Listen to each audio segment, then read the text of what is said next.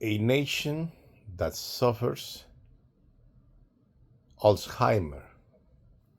Alzheimer is a type of illness that affects the brain and the capability to collect and refresh thoughts, images, events of the past. It's a problem that attacks the memory, the hard drive disk of the brain. So people do not are not able to remember. September 11, 2001, in the city of New York, we all know exactly what happened. March 12, 2026. The mayor of the same city was elected. What is his religion? He's Muslim. He practices Islam, same religion of the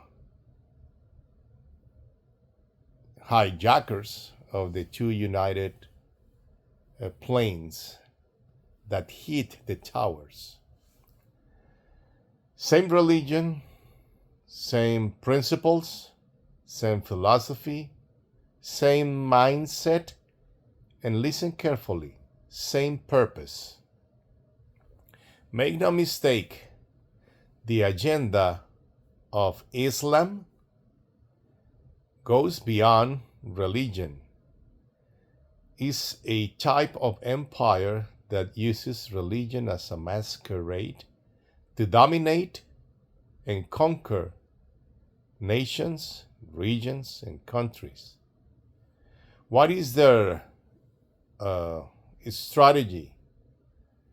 They populate a country that uses democracy as a way to elect their governors, senators, and Congress. So by multiplying, by moving to those countries and keeping their religion, purpose, and mindset and goddesses, they multiply, conquer, and ultimately invade that country, region, or a nation. It's just 25 years afterwards, and we already have an elected mayor in the one of the biggest and most important cities of the United States of America. I'm not talking about a little town. I'm not talking about a remote place in the middle of nowhere. I'm talking about the city of New York.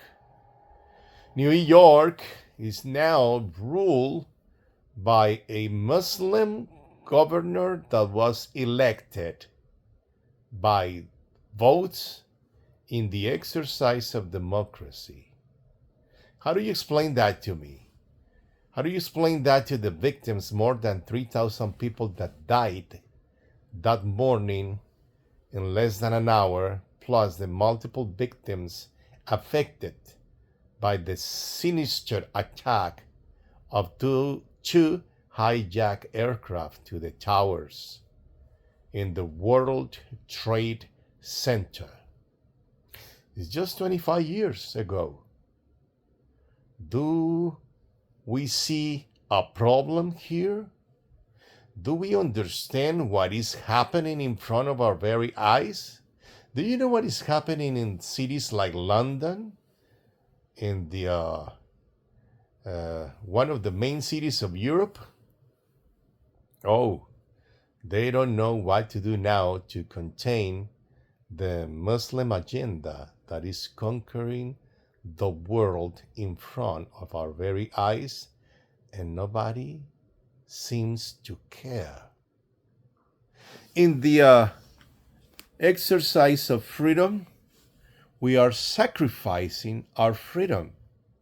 In the banner of freedom, we are allowing this sinister empire to invade, conquer, and take over the major cities, and ultimately their purpose is to take over the whole country.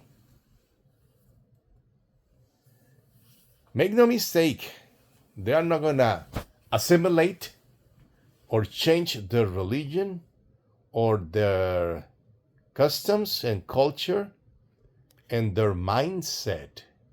You are an infidel. And in accordance to the Quran, their holy book, I don't know how to pronounce that word, but their Muslim holy book, the Quran, teaches in the chapter 13, which is called the Surah. That's the name of the chapters of the Quran, surahs. Surah chapter 13 or Surah number 13 teaches the Muslims that anybody that do not accept Allah as the only true God and Muhammad as the only true prophet of God, and that they also denied the divinity of Jesus as the true Son of God, anybody that denies the teachings of the Quran and Muhammad is considered an infidel. And in accordance to the chapter 13 or Surah 13, any infidel that do not resigns his religion to assimilate into the Muslim teachings must be punished with the capital penalty, death. How? By beheading. Chapter 13 of the book of Revelation. We have been deceived by a partial truth. Remember, when somebody tells you part of the truth and hides the other side, you are under deception. You have been lied.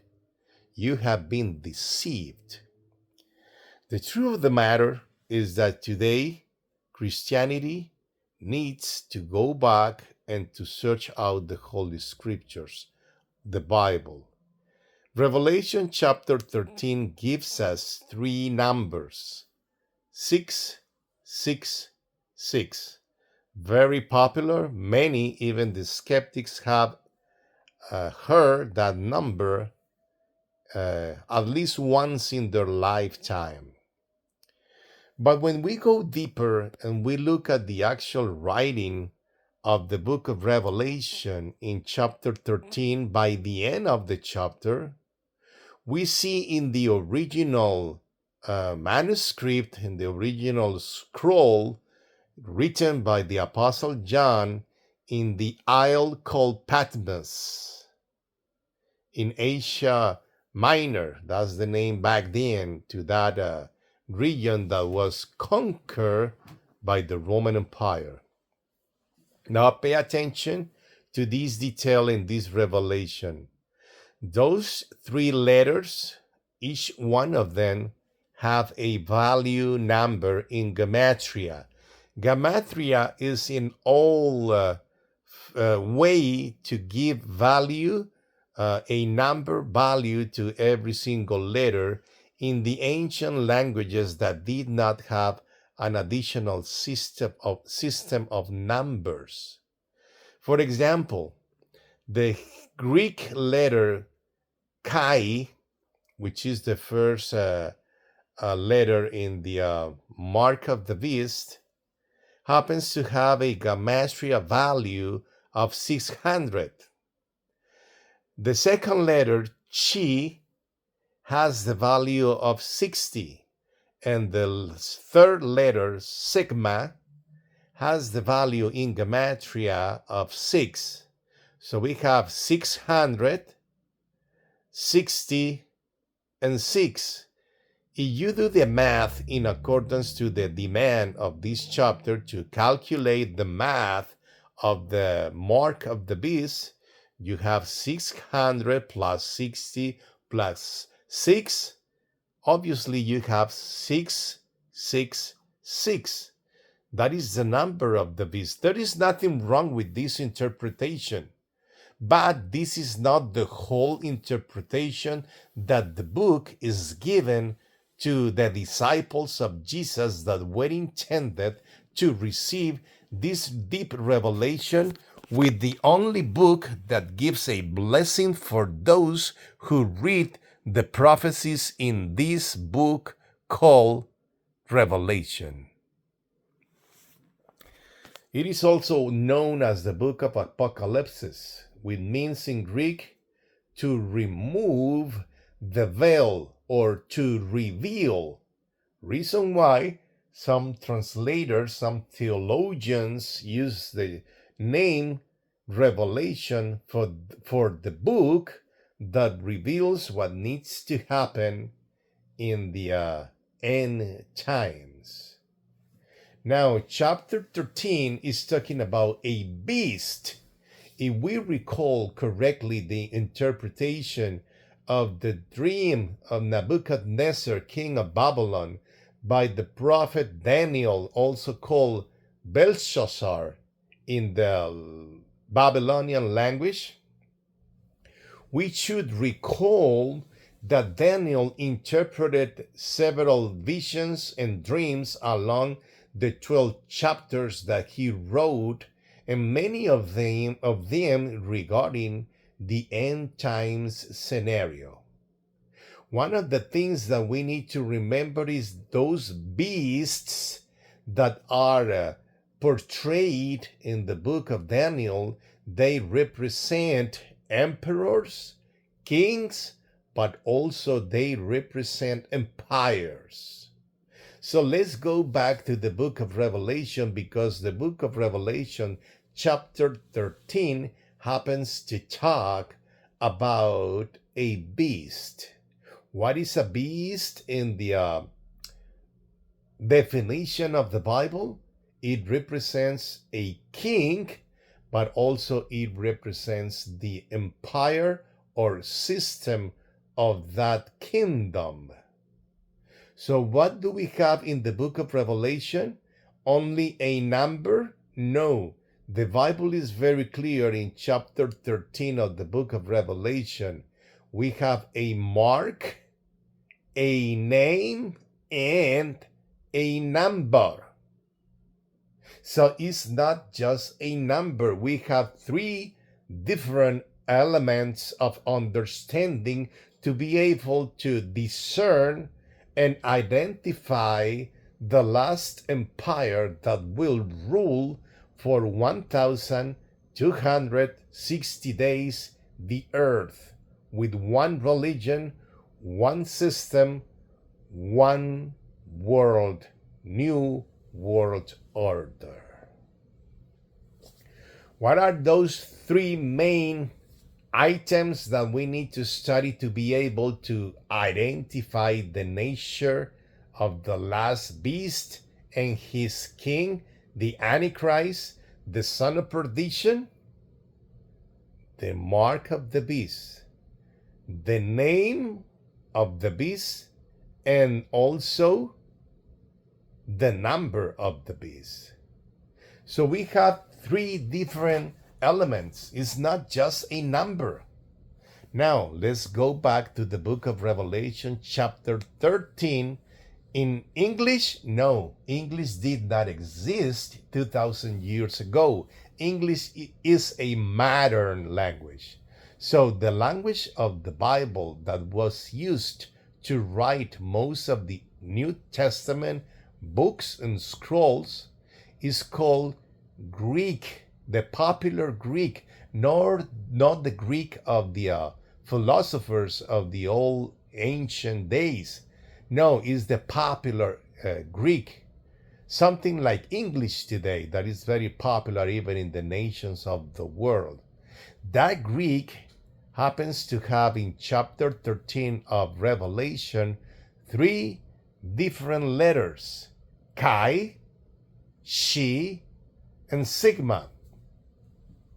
What is very strange is the mystery of the meaning of those letters, because if anybody goes to college to study Greek, Old Greek, they will come to know that Chi, Chi, Sigma do not spell any word in the ancient Greek of the times of the days of the Bible.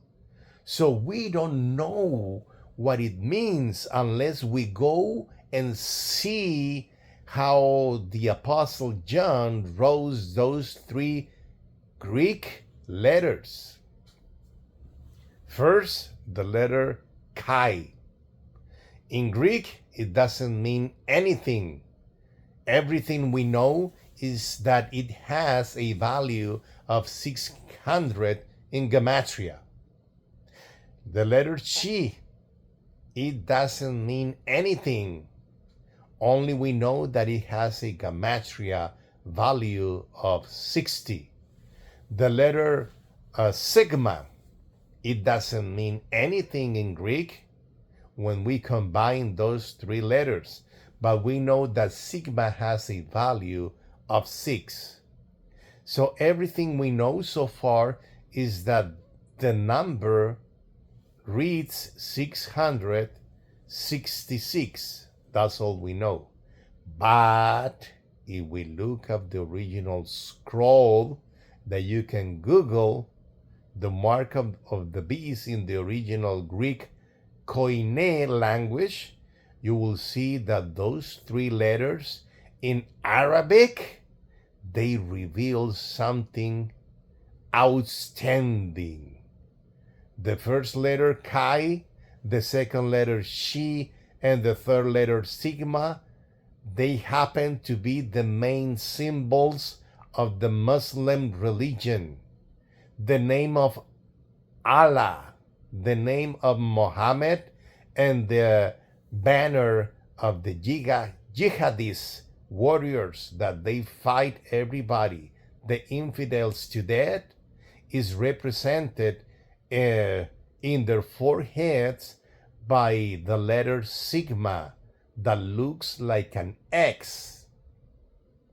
These three letters, all of them, no exception, they represent the main three names of the Muslim religion. Allah, the false god of the Muslims, which is in reality no other than Satan. Muhammad, which is the prophet of the Islam, the writer of the Quran, and Sigma, which is the letter X, if we look at the closest shape in English, and those letters happen to be the main characters in Arabic to represent the Muslim religion.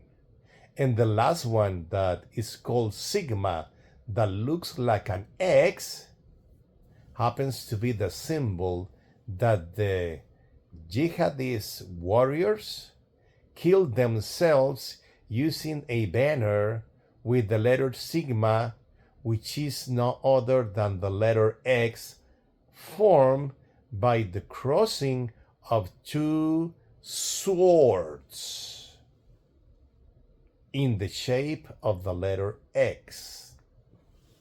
Now, let's put everything together. In the history of mankind, in the last 13 or 1400 years, what is the religion of the world that have growth the most? The Muslim religion. How do they grow?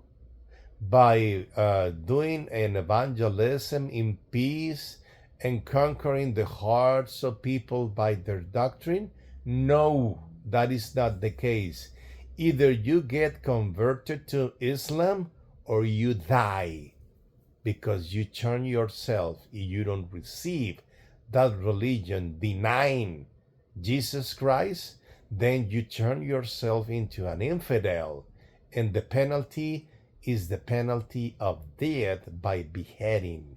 You will lose your head under the rules written in the Quran, chapter 13, Surah 13. That is the name of the chapters of the Quran, surahs. Now, put all these details together. The Bible says that the last empire will not allow any other religion or empire to survive, but they will annihilate any other system, any other religion, or any other culture, as long as they do not receive fully and convert fully to the values, philosophy, and way of life of the religion of the Muslims. Now, we have a very big problem in America called Alzheimer. September 11, 2001, you know what happened in New York.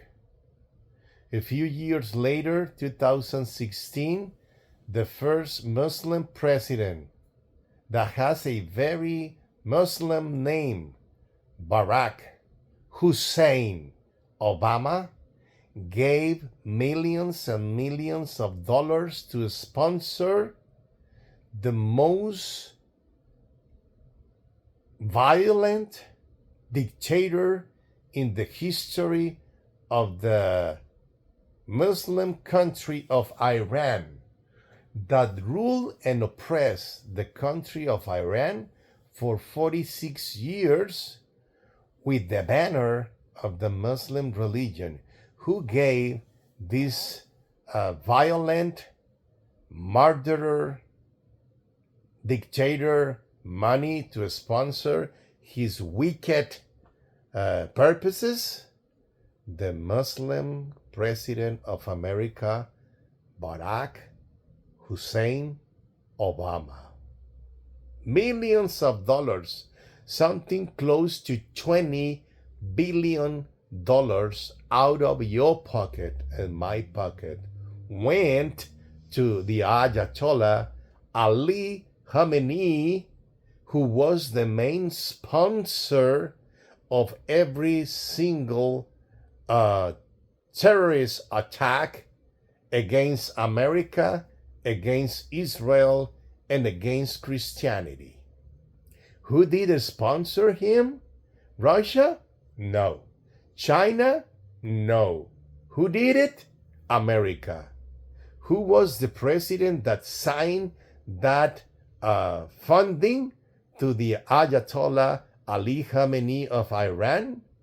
The head of the most violent dictatorship in the modern history of mankind, who gave him $1.7 billion?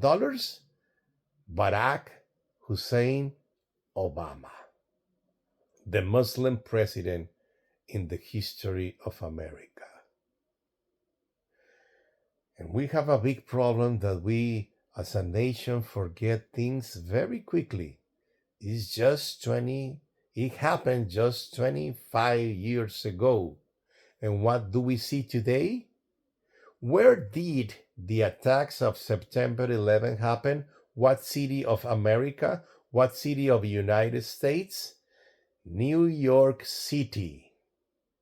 25 years later, we have a Muslim mayor. Same religion, same philosophy, same purposes, same wickedness, same mindset, same Quran that in chapter 13 inspire the devout followers of Muhammad to kill the infidels under the penalty of beheading, death by beheading.